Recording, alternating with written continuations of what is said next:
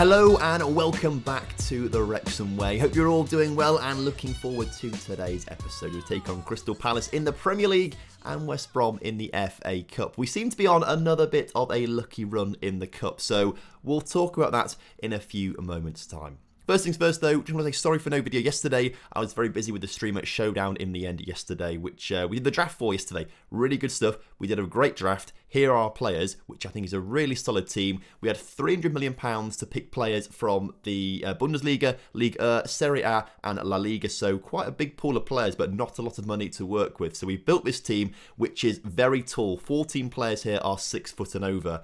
So hopefully we're just going to try and get balls into the middle to head in the back of the net, basically. That's kind of the plan I've got with that one. But thank you to everyone who tuned in last night to watch the draft with me and do the draft with me. A lot of you guys really helped out on that one massively. The league system is going to take place on Saturday, 6:45 PM onwards. GMT this is on my Twitch channel. Link to the description in that one below. We're taking on the 8 other creators in the Streamer Showdown to try and win the league title, to then go on to the knockouts on Sunday and win the overall thing. So hopefully that goes well. Hopefully I have plenty of success. And talking of success, well, we have a little bit of that, I must say, in our save right now. Now, cast your minds back to the summer transfer window where we signed this Bulgarian guy that I really cannot pronounce. Panayotov. It's going to take a little bit of time to get used to saying that name, I think. But we bought him from Ludogorets for £4.3 million on a bit of a limb, actually, based on one scout report. But he looked pretty good. He didn't get a work permit, so we sent him out to Young Boys on loan for the season. And he now has a work permit, which is fantastic. So he can come back to us next season and be solid. But there's one thing we didn't notice at the time we signed him, or maybe it wasn't there at the time we signed him, but he's now labelled as a wonder kid.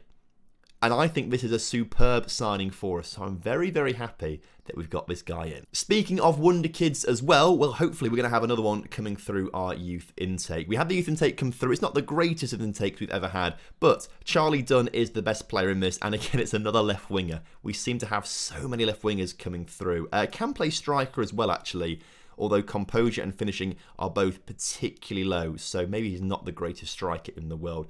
With crossing and dribbling, which are pretty high, technique's pretty high, flair's pretty high, maybe he would be better on the wing. But only 15 years old right now, he will develop. The only other notable player coming through, I would say, is probably Dale Powell, who's a left back, who looks pretty decent, and again, could look to grow into a much better player. And so with those things out of the way, let's have a look at the results from in between episodes, which we haven't played many games, to be fair. 3 games in between episodes. We played in the Premier League, lost 2-1 to Newcastle, not the greatest result for us there. We beat Hull City 3-2 in the FA Cup 5th round, just about getting the win there. Hull actually were pretty decent. They are a championship team, but they played pretty well in that game. And then we beat Cardiff 1-0, courtesy of an 89th minute goal from Daniel Patrick. Today though, Crystal Palace in the Premier League, and then we've got West Brom in the FA Cup quarter-final. And I want to just talk about the cup competitions because we have been very lucky this season, I feel. If I can just filter this properly and get on their EFL League Cup and then also filter and add in the FA Cup as well. So we got through to the semi-finals of the EFL Cup, the League Cup, lost to Brighton in horrible circumstances. Brighton, by the way, went on to win the final 2-0 against Arsenal. So Brighton won the League Cup, which is so frustrating because we almost beat them. And if we just carried that form into the game against Arsenal, maybe we could have won the Carabao Cup. It was so frustrating. But the point is, we had a very easy route. We had Notts County, who are League 2, I believe. Crystal Palace, of course, Premier League. That was a pretty tough game. But then Sunderland's pretty easy. Man City, pretty difficult. We got lucky with them being a man down for most of that game. And then, of course, Brighton is where we fluffed things up a little bit. In terms of the FA Cup so far, Blackpool, who are League 1, or they're championship in this save file, actually. They are Wolverhampton Wanderers, are also in the championship in this save file at the moment, 6th in the championship. Hull, also in the championship, as you can see. League 1, actually, League 1. That's quite bad that they really, really challenged us in that game. That's pretty poor from us, because we played a pretty strong team in that game. And then, of course, West Brom, who are now also in the championship as well, albeit 2nd place. So we've not had to have a tough run, really, this season in the Cups, other than Man City, maybe, I would say.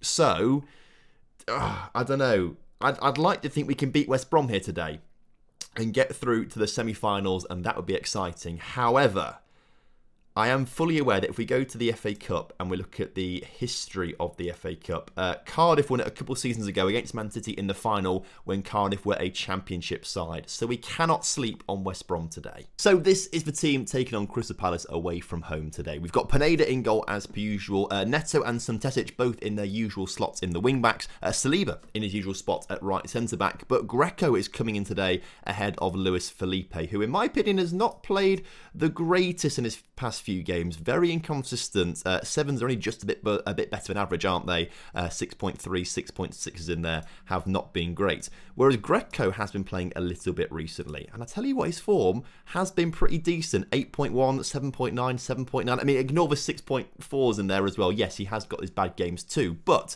he's been playing pretty decently, and I think he deserves a bit of a chance in our team this season, not just off the bench.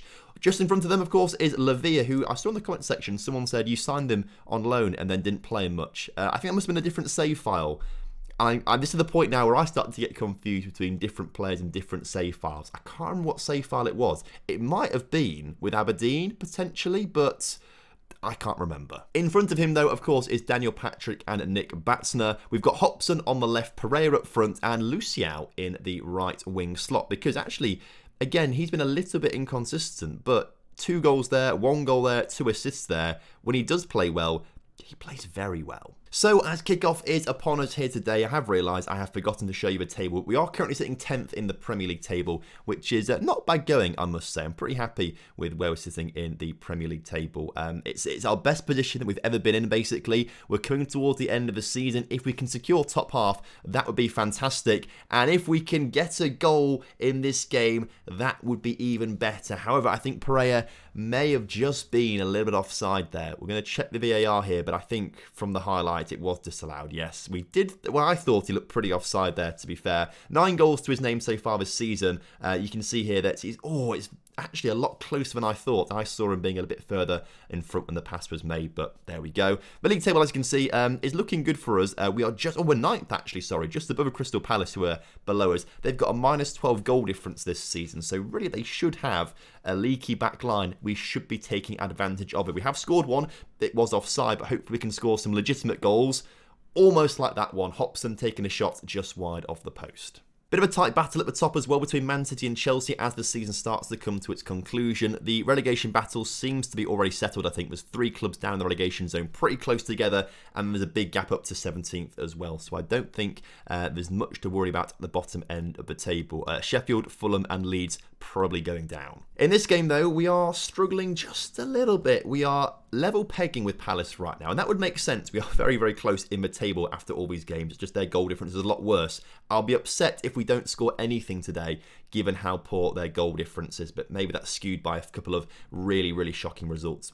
Of course, we've had our fair share of really shocking results. Think back to that 7-0 against Arsenal. In the meantime, though, just before half-time, Crystal Palace look to come forward, but it's a good interception there from Suntesic. Pineda clears up to Pereira, who turns back to Daniel Patrick, and Daniel Patrick now can lead a 5-man counter-attack. Pereira's through. Pereira, this time, chipped the keeper for a second time. This time, it's going to count, and Pereira gets his 10th of the season. You love to see it, and we're 1-0 up just before half-time. Also, you can see the league table. We're 8th right now. If results stay the same, we stay 8th and we're 2 points off the top 6. I mean, Brighton are fighting for Champions League football right now. I can't see them dropping out the top 7.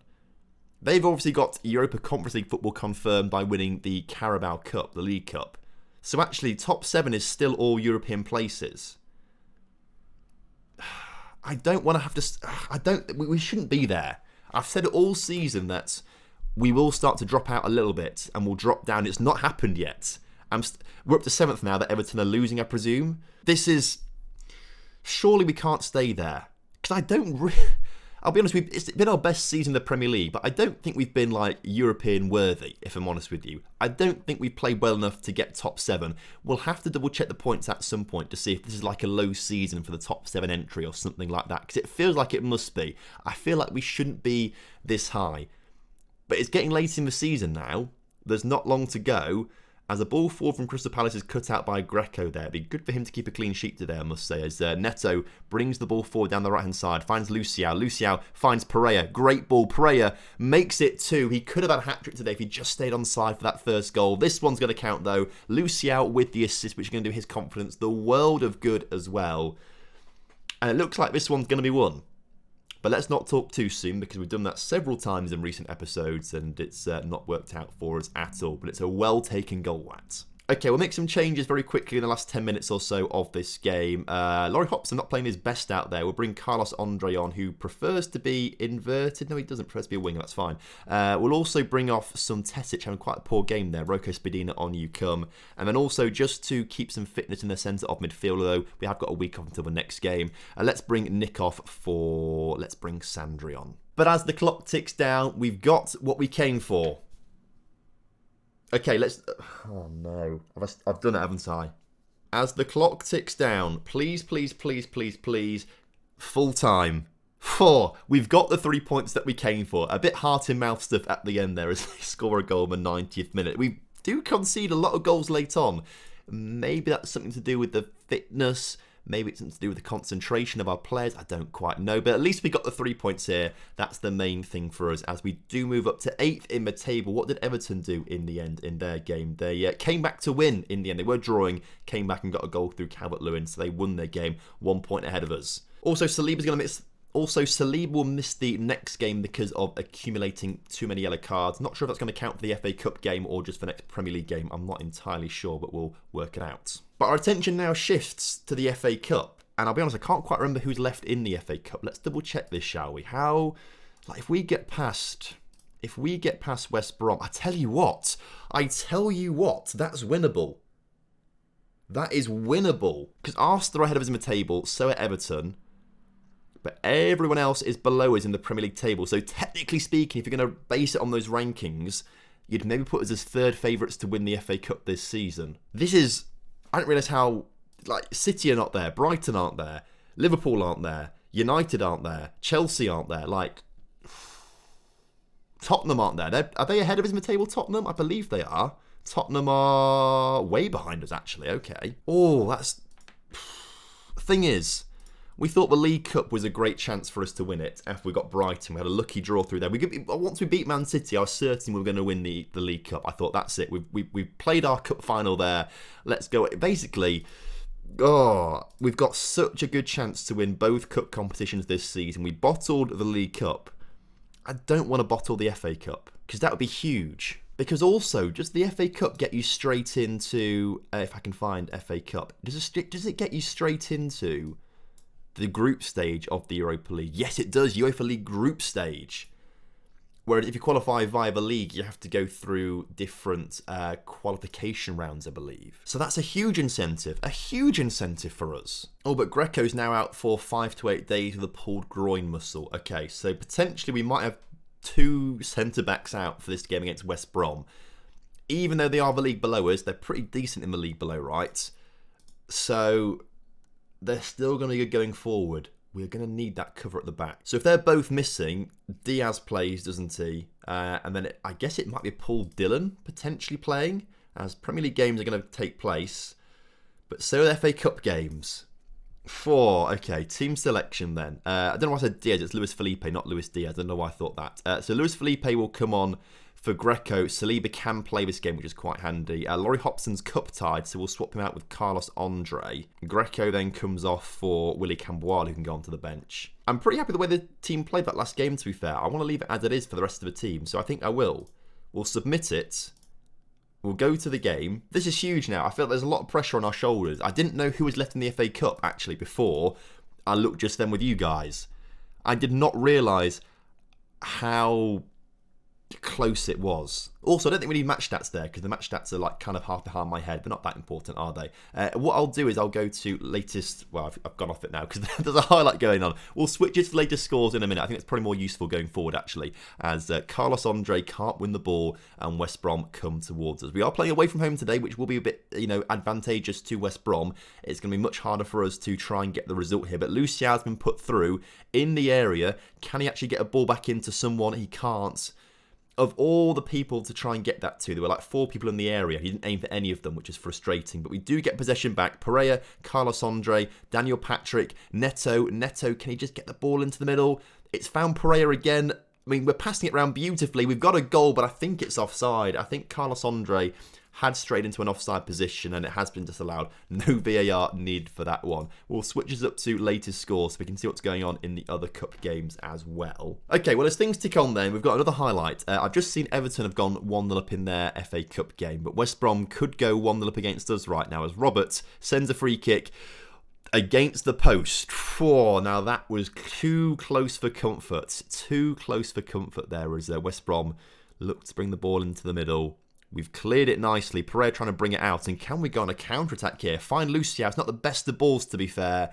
A bit more pace on that pass. Luciao would have been completely through. But as you can see, Everton 1-0 up against Portsmouth.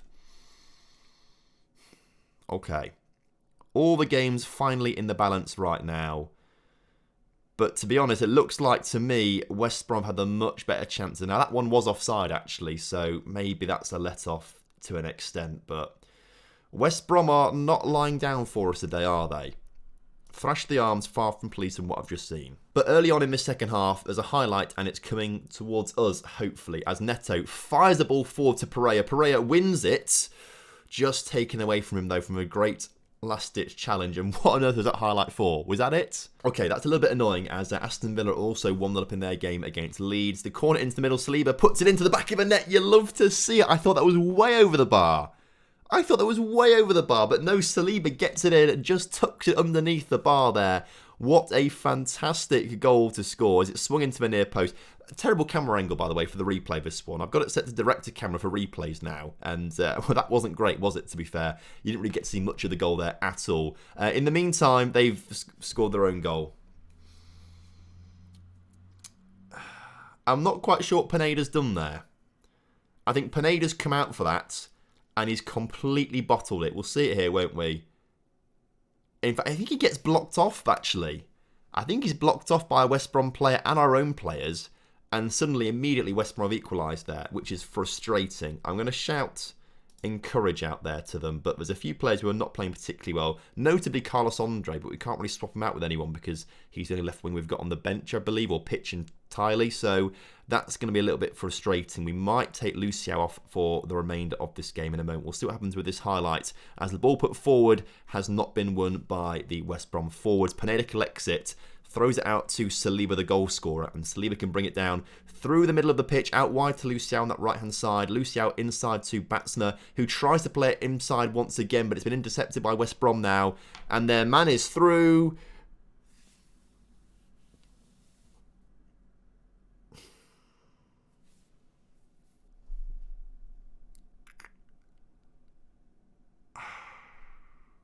Luciao off you come. George Rankin on you come.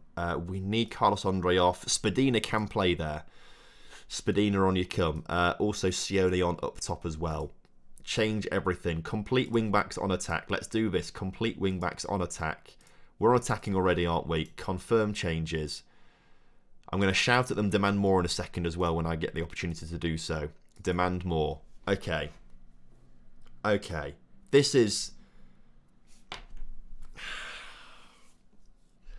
was our chance. Are we about to We're not winning. We're not doing anything. We're on shoot on sight already. Like, high tempo. I don't know what to do. Like, just more everything. Shout. Demand more again. Now we've got a chance. We've got a chance. Rankin on the ball. Puts his one into the middle to no one. Cleared only as far as Sumtesic. Sumtesic brings it forward down the left-hand side. Can he get a ball into the middle? Please do. He does. Batsner's there. He's never going to win it in the air. And he does actually, surprisingly, the smallest man on the pitch. But puts it over the bar. Please tell me that's not the highlight. Very attacking. I don't know what else I can do in this situation.